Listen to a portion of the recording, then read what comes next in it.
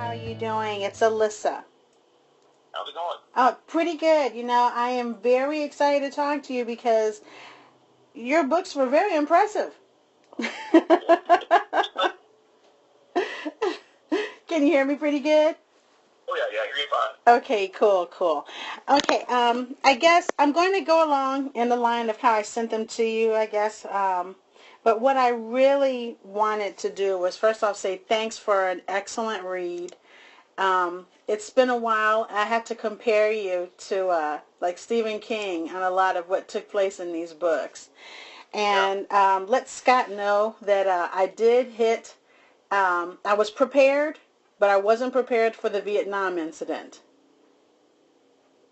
And he'll know where I'm coming from. Have you finished the second book now? Yes, I have. Yes, I have. So, I know we're going to jump ahead a little bit here, but I'm really curious. What did you think of Zonfan's rebirth and that kind of glimpse into his rationale? I really I found myself feeling kind of bad for Zafan because he kind of came from a place where he was taken after doing an excellent job for the man upstairs, completing his mission, doing what he needed to do, and then he kind of got dumped. So, and he did good job, hit the road. So being able to come back the way he did, I honestly, I loved it. I found that I could relate a great deal more. And I found that the understanding, because there were a couple of times where I kept thinking, maybe I'm missing something. You know how you have to go back and read something again for the clarity. I really appreciated that. I honestly, the rebirth in itself. Yeah. It that's like a whole nother like novella or something. But everything concerning Zephon was really because it wasn't just pure anger and hatred that fueled him. It was the need to remember. It was the need to accomplish the mission. And, yes. There was so much that was going on with him that I found that I kind of liked him more than Sid, even though Sid had a totally separate mission, and that's what I'm sorry? There was a strong parallel between those two characters. Absolutely. Zafon saw a lot of himself in Sid, and Sid saw a lot of himself in Zafon. Yeah, and that's what really, it made it kind of hard to really choose who you wanted to root for. Normally you want the good guys to be there, and to get everything accomplished and vanquish the evil, but then when you get this Zafon's story, you're just like, oh, gee, Is Zafon the bad guy? Exactly. Yeah. He's been told that he's done it right. And yes. every time he's supposed to, he doesn't get the reward. There's no pie in the sky. Yeah. I really felt bad for him. But then, when he kind of went out and started getting busy and burning people up, I was like, oh man,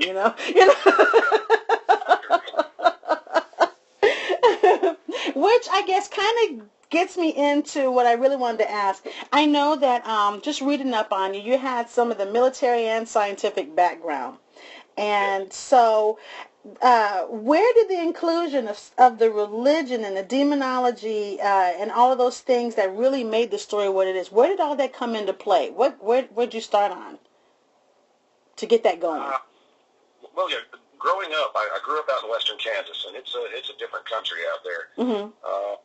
They're very religious, or so they think, and they really hold you to account to what they believe about religion. Yeah. Now, even that, I was raised Mormon, okay, so I may as well have been Buddhist out Oh, there. yeah. It was as foreign to them as anything else, which, as Mormons, we were under the impression that we were Christians. We were under the impression that we were doing what everyone else was. They made it very clear, oh, no, you're not. No, yeah. No. Yeah.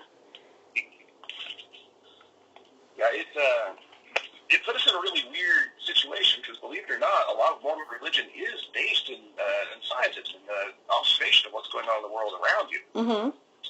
That was when my granddad got into it heavily. I mean, he was always a very smart guy, and he had a background in nutrition, physics, chemistry. Oh, wow. He wasn't particularly devout, Mm-hmm. but he encouraged me to go to church and whatnot. Mm-hmm. And that was when he first started calling me a devil worshiper. Oh, yeah. Okay. I was young, the elders at our church, they didn't like me much because I could answer difficult questions. Yeah. They didn't think my age to be able to answer. My Okay. contemporaries, people my own age, they didn't like it because I was 3 or 4 years ahead of them at CTR. Yeah. For some reason, I'm angry. CTR is a more thing. Choose the right. It's like a youth group deal. Oh, It's okay. cool. Harley Davidson lettering on them in green. It's really great. ATM, but you never get a motorcycle, strangely. Yeah. So, I left the church by the time I was like 6 or 7, and then I got to deal with everybody thinking I was a devil worshiper from there. So my life has constantly been bombarded by these two sources that have been largely fictional. Okay. God never spoke to me. Devil never spoke to me. Right. But by God, some spoke to me a lot. Yeah. So, I listened to what anybody had to say. Yeah. Having been on the receiving end of an irrational accusation, whenever I meet someone, say, "Oh, he's a religious nut."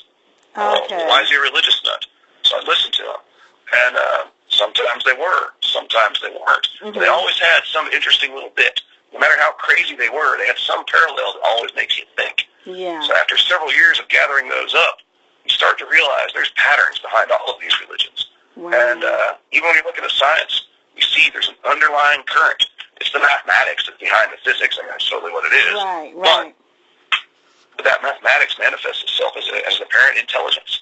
Cool. Okay. Okay. Yeah, so I'm all of it.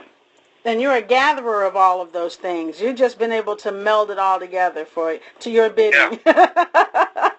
Well, if you remember when I was telling you about Chuck and how his brain works different than anybody I've ever met in my life? Yes. He has what would you call it, a photographic and eidetic memory? Yeah, semi-eidetic is what they call it. Oh, that's right. Yeah. What is it called? Semi-eidetic. It's not quite fully photographic.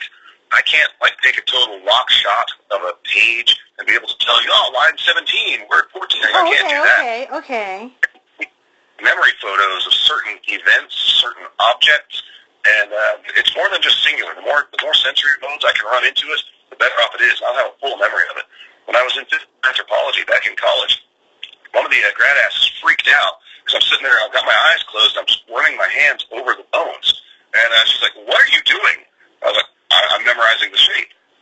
Oh, wow. Okay. Well, then I guess that kind of answers the other question that I had for you then. Yeah. That answers a lot because the way that you put these two books together, well, I guess all of them, you have this magnanimous amount of information, and your ability to take a story and come out with another story, and out of that another story before you go back into the next book and answer. Yeah. I was amazed by that. That was unbelievable. But I guess that answers how you can do this. Yes, well, that's part of it. The other frightening part is, ever since I've been a kid, I've been a huge fan of comic books and soap operas. Uh-huh. And those are the forces where you will see that. Yeah. You will see story within story, the slightest detail, Yeah. A toy sitting on a shelf in one episode of Days of Our Lives, 9 years later, spirals from the storyline. And I see it in real life, Yeah. living in a small town is like Twin Peaks. Okay, you know the people in town around you, they know you, and you know things you shouldn't know about each other in many cases. But spiraling details, and people who don't know the person, they're like, well, God, I wonder why he did that. You're like, well, it's fairly obvious. Mm-hmm. Like 4 years ago, he had this dog that he got from this guy over here, and this guy got the dog from this guy over here. He ripped this guy off at this point. Since he ripped him off, he did it over this. Yeah. So that's why he killed to get even with this guy for that. Oh, man. It's like, yeah, perfectly rational if you know the history. Exactly. Which is, I guess, is how, well, let me ask you this. Evidently, you have amazing focus. So it's been almost like a lifetime of information that you've been gathering to put these stories together. When Yes. did you really start because I believe Scott told me that there was one time when it took you about 10 years to get some stuff together, and then like a couple of months or something like that to finish it, to bring it all together and complete it with editing and adding more in, something along that line.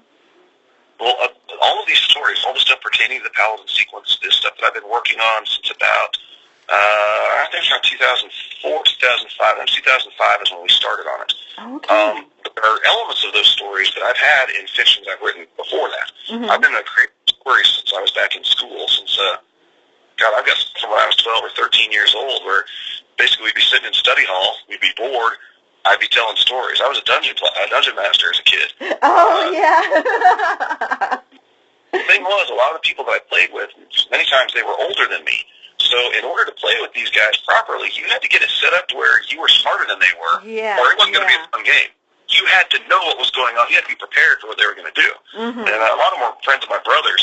They're kind of odd fellows in their own right. You have to be able to anticipate some twists. Yeah. And I found that years later, playing Dungeons & Dragons with people that were not as creative as that, you can really throw them for a loop by setting these things up. They're like, God, what even made you think about that? It's like, well, because Bobby Armour did that same thing about 9 years ago. Yeah. Yes, remember, I walked this road before. Yeah. Oh, my goodness. Well, But that's with the twining. There's a lot of I don't really consider them plot twists, but I see them as just it's direct, kind of in your face, the reality of these characters, and they're almost true to life. I see a lot of what's happening as they're being described in there. And to me, when it turned out to be Antonio, who I kind of saw coming along and accepting this. I kind of foresaw just that, but not even a great deal, because I wasn't sure who was really going to be the next person, because I figured they'd just be burned up left and right, and then but it's like the way that the stories were coming out, and I think what is the most frustrating was that each one of these were innocents. Regardless, and the way that they ended up going out, it was just so painful, because they had it already so hard,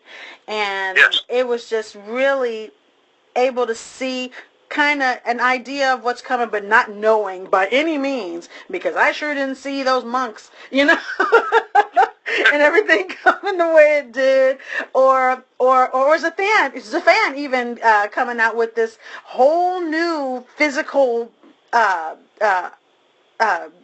his presence once he received that napalm, to be able to just, they're just standing there like, holy cow, anybody else see that? All of those things, I wasn't seeing that. I thought on his way back down, because the cigar didn't work, I'm thinking, oh, he's going back to hell, good for him,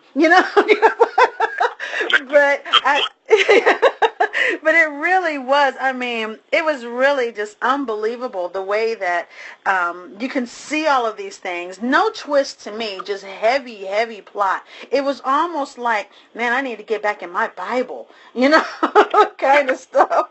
So what I would like to know now is, could you relate to the most? So this is like a life thing for you, but who do you relate to the most in your stories? Who is the closest to you?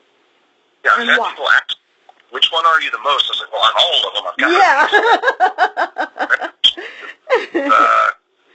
of the characters who've been introduced so far into the story, I believe it's probably Paladin that I have the most strong interaction with, because a lot of his aha moments and things like that are things that I remember. But it's like, I remember learning that bit of information. Oh, okay. How would you?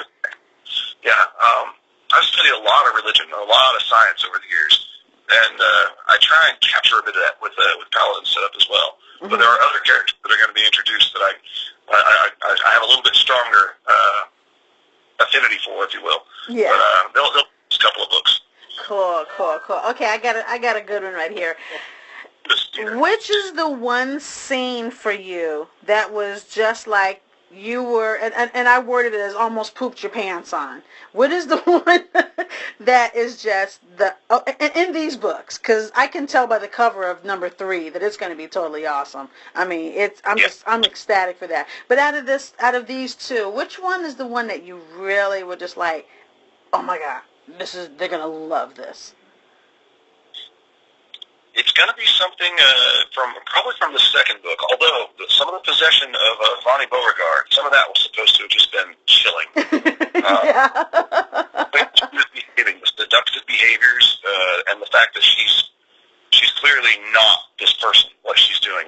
Right. I found that kind of terrifying, the way that she was effectively trying to seduce everyone around her. Mm-hmm. And Dolly. It wasn't Daliana that was in her. That was Lakrita. Yeah. Okay. Yeah. There's a group of succubi, and you'll meet others. Daliana turns up in a later book. Oh, okay. But cool. Little song that she's singing there is like, we like to introduce you. Yeah. Daliana. Yeah. But as a historical character, you can look her up. Really? Lakrita Cool. isn't so much. She's a succubus that's at play there, and then Daliana. She's associated with the nuns at the Loden, the possession event that happened there. Mm-hmm. We'll get into that in Internal Affairs. Cool.